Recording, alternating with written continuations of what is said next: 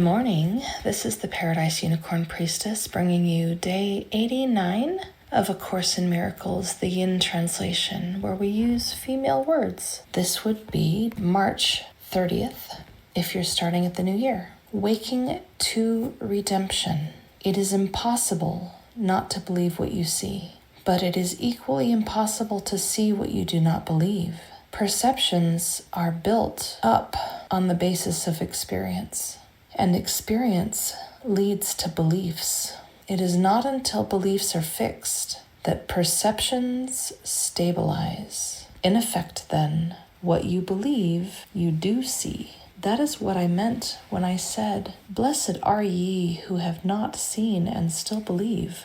For those who believe in the resurrection will see it. The resurrection is the complete triumph of Christ over the ego, not by attack but by transcendence. For Christ does rise above the ego and all its works, and ascends to the Mother and her realm. Would you join in the resurrection or the crucifixion? Would you condemn your sisters or free them? Would you transcend your prison and ascend to the Mother? These questions are all the same and are answered together. There has been much confusion about what perception means because the word is used both for awareness and for the interpretation of awareness.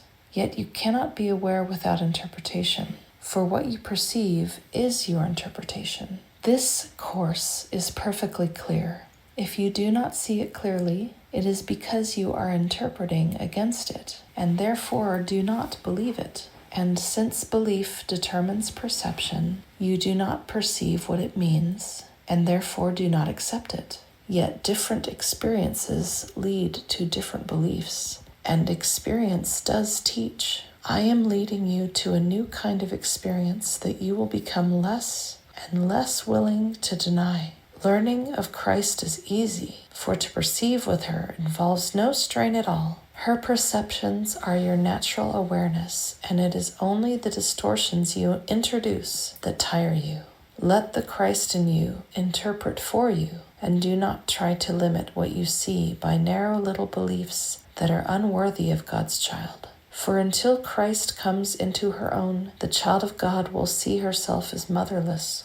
I am your resurrection and your life. You live in me because you live in God, and everyone lives in you as you live in everyone. Can you then perceive unworthiness in a sister and not perceive it in yourself? Can you perceive it in yourself and not perceive it in God? Believe in the resurrection because it has been accomplished, and it has been accomplished in you. This is as true now as it will ever be. For the resurrection is the will of God, which knows no time and no exceptions. But make no exceptions yourself, or you will not perceive what has been accomplished for you. For we ascend unto the Mother together, as it was in the beginning, is now, and ever shall be.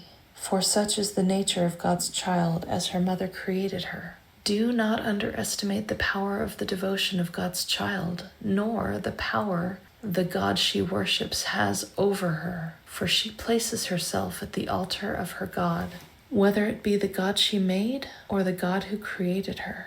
That is why her slavery is as complete as her freedom, for she will obey only the God she accepts. The God of crucifixion demands that she crucify, and her worshippers obey. In her name they crucify themselves, believing that the power of the child of God is born of sacrifice and pain. The God of resurrection demands nothing, for she does not will to take away. She does not require obedience, for obedience implies submission. She would only have you learn your will and follow it, not in the spirit of sacrifice and submission, but in the gladness of freedom. I have that last part highlighted. I believe it's the only time the word submission is used, or anything like it, in A Course in Miracles. Sorry, I hardly ever pause in the middle of reading to speak, but I felt this is important. A Course in Miracles is not asking us to obey or submit, only recognize joyfully and embrace with our full free will and gladness that this is the only freedom that there is. If we don't see it that way, we're not ready. We're not ready. We're not ready. And it is not asking us to be something that we are not. All right, I'm going to keep reading. Resurrection must compel your allegiance gladly, because it is the symbol of joy. Its whole compelling power lies in the fact that it represents what you want to be, the freedom to leave behind everything that hurts you and humbles you and frightens you cannot be thrust upon you, but it can be offered you through the grace of God, and you can accept it by her grace. For God is gracious to her child, accepting her without question as her own. Who then is your own? The mother has given you all that is hers, and she herself is yours with them. Guard them in their resurrection, for otherwise you will not awake in God, safely surrounded by what is yours forever. You will not find peace until you have removed the nails from the hands of God's child and taken the last thorn from her forehead. The love of God surrounds her child, whom the God of crucifixion condemns. Teach not that I died in vain. Teach rather that I did not die, by demonstrating that I live in you. For the undoing of the crucifixion of God's child is the work of redemption, in which everyone has a part of equal value. God does not judge her guiltless child. Having given herself to her, how could it be otherwise? You have nailed yourself to a cross and placed a crown of thorns upon your own head. Yet you cannot crucify God's child, for the will of God cannot die. Her child has been redeemed from her own crucifixion, and you cannot assign to death whom God has given eternal life. The dream of crucifixion still lies heavy on your eyes, but what you see in dreams is not reality. While you perceive the child of God as crucified, you are asleep, and as long as you believe that you can crucify her, you are only having nightmares. You who are beginning to wake are still aware of dreams and have not yet forgotten them. The forgetting of dreams and the awareness of Christ come with the awakening of others to share your redemption. You will awaken to your own call, for the call to awake is within you. If I live in you, you are awake. Yet you must see the works I do through you, or you will not perceive that I have done them unto you. Do not set limits on what you believe I can do through you, or you will not accept what I can do for you. Yet it is done already, and unless you give all that you have received, you will not know that your Redeemer liveth, and that you have awakened with her. Redemption is recognized only by sharing it. God's child is saved. Bring only this awareness to the childship, and you will have a part in the redemption as valuable as mine, for your part must be like mine if you learn it of me. If you believe that yours is limited, you are limiting mine. There is no order of difficulty in miracles, because all of God's children are of equal value, and their equality is their oneness. The whole power of God is in every part of her, and nothing contradictory to her will is either great or small. What does not exist has no size and no measure. To God all things are possible, and to Christ it is given to be like the Mother. There are some quirky things in the teaching of A Course in Miracles as you deepen into it. There is a book that was written called The Disappearance of the Universe that many find helpful. Not everyone who follows A Course in Miracles gives it any credence or weight whatsoever. I read it recently, and it made some claims that I found hard to accept. For example, A Course in Miracles asks you to accept that there is no past, it doesn't exist, and to suggest that the past is as changeable as the future, because neither one exists. This is a heady idea, the idea that just as you can choose your own future, you can choose your own past. Now, I think most of us accept that our history is a bloody one with a lot of suffering. In our current world, at this time that I'm recording this, there's a lot of people who channel, a lot of people who do regression hypnosis, or have near-death experiences, or past life memories. And I am in the practice of examining the testimony of many individuals. And in doing so, you see a lot of people addressing the history of the one known as Jesus. And are there conflicting claims? You betcha.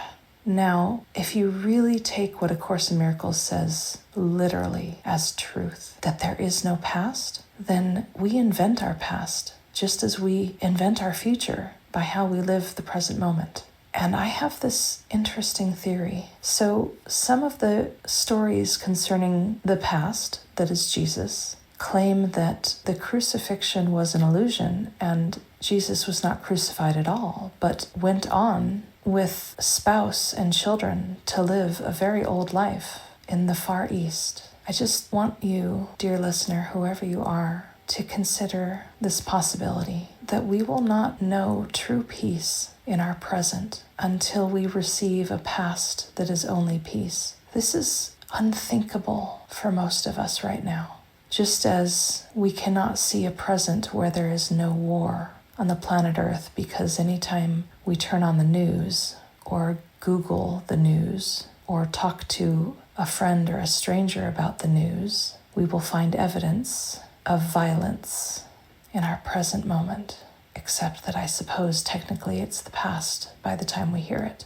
And likewise, our dusty books on our shelves and our websites about the past testify of a bloody history of suffering, and our stories of Jesus show a Jesus suffering on the cross. And I've only just begun to embrace the idea that Jesus did not suffer on the cross because Jesus came from a tradition of people who, by their study and by their discipline, were able to remove their consciousness from their body whenever there was suffering in this dream, this illusion, this present moment, such that if one of their order was captured and tortured, they would not be compelled to fear or pain and would not in any way be compelled to divulge information, because that is simply something that they could do. And that the dark night of the soul that is told in the Garden of Gethsemane, where Jesus suffered mentally and emotionally, was fear and doubt that Jesus would be able to perform going through the crucifixion without pain and suffering. And that when an angel came to visit, as was written in what I currently perceive as the New Testament, that Jesus then from that moment went forward with not an ounce of fear or pain through the entire process. But there are other stories that the entire crucifixion was an illusion and did not happen at all, or was written about after the fact. Now, as far as I know, it is a fact that every book written in the New Testament, as far as evidence can show, was the oldest version of it is still long after the purported crucifixion happened, and a lot could have transpired in those years. We don't know what might yet be discovered. New archaeological discoveries are happening all the time. We may discover evidence that those things were fabricated and that the true Jesus rode off into the sunset with a happy ending, because our God, our Mother in heaven, only gives happy endings to her children. I just wanted to pause today and ask you to consider the possibility of that. And even A Course in Miracles testifies to a crucifixion. Although this passage that I just read today, if you listen to it very carefully, offers the possibility that Jesus did not die at all. Listen to it again very carefully. Words are clever things. Sometimes they don't mean what you think they mean. Anyway, I have delayed enough. Lesson 89, review of lessons 77 through 78. These are our review ideas for today. 77. I am entitled to miracles. I am entitled to miracles because I am under no laws but God's. Her laws release me from all grievances and replace them with miracles, and I would accept the miracles in place of the grievances, which are but illusions that hide the miracles beyond. Now I would accept only what the laws of God entitle me to have, that I may use it on behalf of the function she has given me. You might use these suggestions for specific applications of this idea. Behind this is a miracle to which I am entitled. Let me not hold a grievance against you, name, but offer you the miracle that belongs to you instead. Seen truly, this offers me a miracle. 78.